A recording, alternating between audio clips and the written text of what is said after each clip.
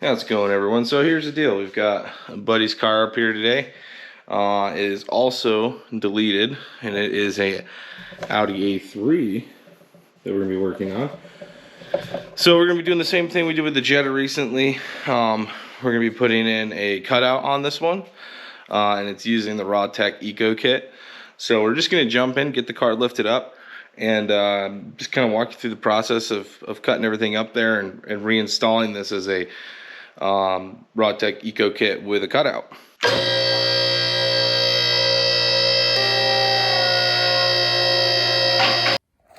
So you can see his, he's got the resonator in there. It's that right there. So we'll just be taking out those two cross braces and then removing that resonator, so we have room to work with the cutout. All right, now that we got the cross members off there, we're just gonna basically go ahead and undo the exhaust. Take that, the goal is to take that resonator out, so we'll just be doing an undoing clamps on the front and back of it. Now we've got that out of there, so we'll head out of the car and get to modifying that pipe. All right, so here we have everything sitting together. Resonator behind this, and then the new cutout. So on the Jetta, it was a straight pipe piece, so we had a little bit more to work with. On this one, the resonator is slightly longer than the cutout. Now what we want to do is we want to cut this off because this is a 3-inch ID. So this is going to be slightly larger diameter than this so that it can slip over the down pipe. And we want that because that helps add some rigidity that prevents this whole assembly from rotating due to the weight of this other pipe. So we're going to have to snip this off and weld that onto here. And then on the back side here, it's kind of the same deal. We're going to be snipping it off as much as we can. I do have additional 3-inch pipe. I have some sections that might be able to make up the distance, things like this, to kind of continue out the rest of the pipe. This whole assembly back here will stay the same. I am going to weld this just to get rid of that one clamp.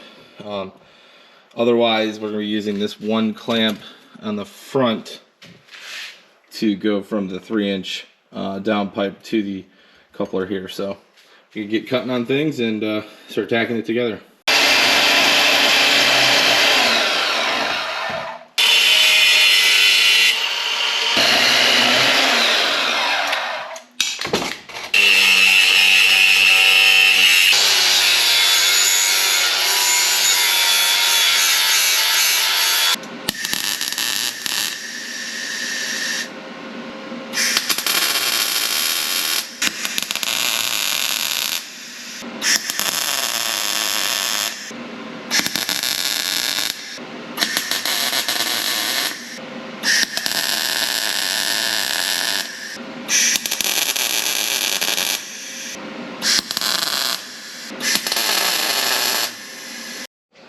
Alright, so we got everything welded up here. Got our straight through pipe. Everything's tacked for now, just make sure everything fits up. There's a couple different things, little nuanced stuff when you go to do this. One being that this section here is technically bent. Now that bend, you can almost see is right here. It's like to line it up better, but I don't think it's really necessary. So we have like a little chamfer cut here that kind of keeps this whole unit relatively straight, but then like it maintains that little right bend on it. So everything should be good there. We're going to go ahead and get, essentially what we're going to do is we're going to cut the pipe that goes to the dump, or is the dump, and keep that close to the radius. Over here, body line, flat dump. So we'll go cut these, come back, tack it on this setup, and then we'll just go make sure everything fits, and then we'll do our final welding.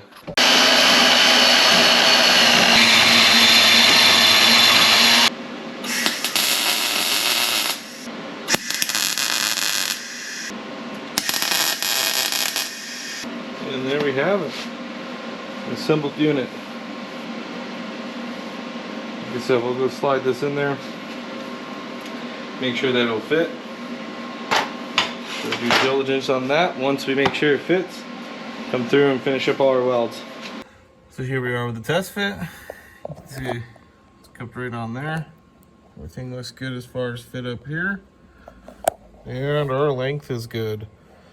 So that's all gonna be good. I'm gonna go get this thing final welded.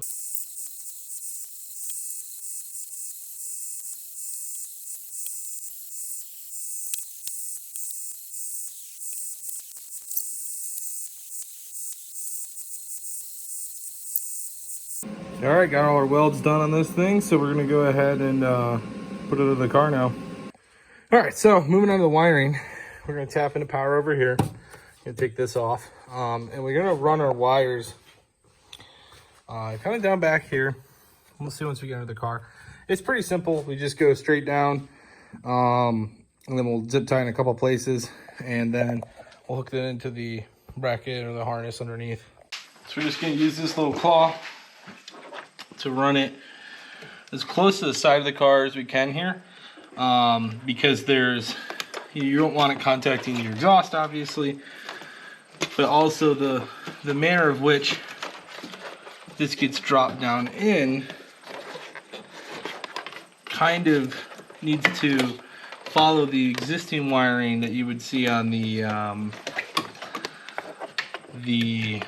stock exhaust flap. So we're gonna head under the car now, grab this, and pull it through like how we need it. Okay, so you can see here we have it pulled down through. This is the wiring harness that goes to your exhaust flap. So we're following the same route. Let's see if we can kind of get you a shot there. So if you're looking up in there, you can kind of see where this has come from. So we're gonna follow that same route. Now let me see if I can get you a shot up the car. This is looking up that same area. You can see kind of in the middle of your screen there, that bar, that is the wire following that down. So we're coming from all the way up there. And it's a pretty straight shot, just with a little curve, come down through here. Again, that's kind of just on that one knuckle back here. So you can see we've got our wire coming in, plugged in here.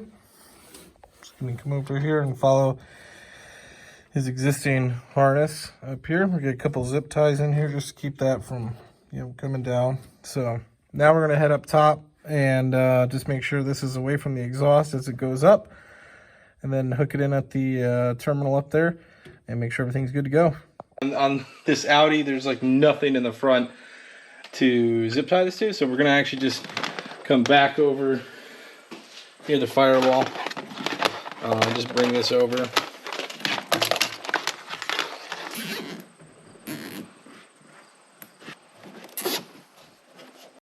So just went ahead and mounted our box on the fuse panel. Some little self-tappers. Should stay nice and secure like that. Now, let's get the battery cover off, unhook the battery, and make the connections.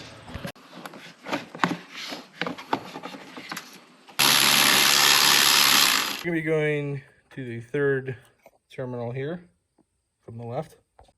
That's going to be your power. And then ground's going to be on this chassis ground right here. Something important to note with this kit is it looks like they put these in backwards. It looks like the pin is on the wrong side. I'm just going to double check, knowing how we connect into our connector here. Yeah, I believe that we were supposed to be pinned with this blue wire to the outside here. That's how it is on the Jetta, so I might have to fix this before we move forward.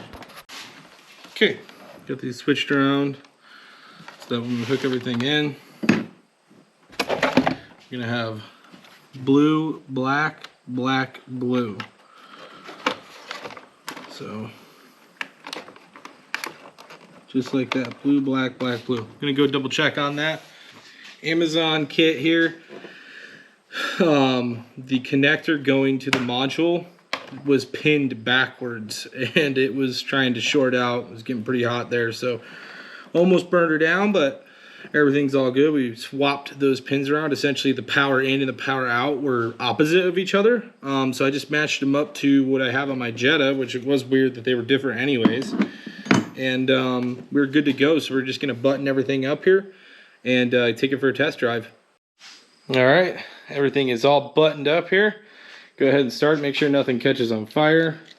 You can listen here. So it is working, and those aren't hot. So move it outside and see if we can hear what it sounds like.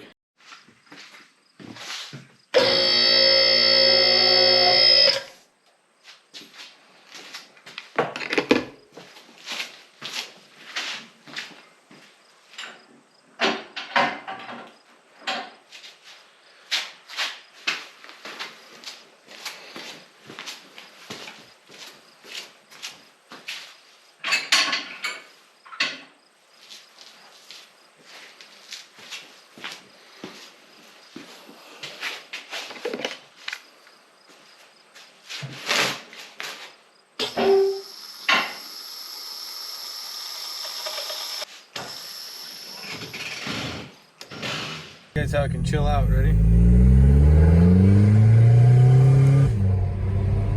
Boom.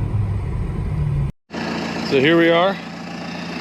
This kind of idle sound coming out the back still. Go ahead and dump it.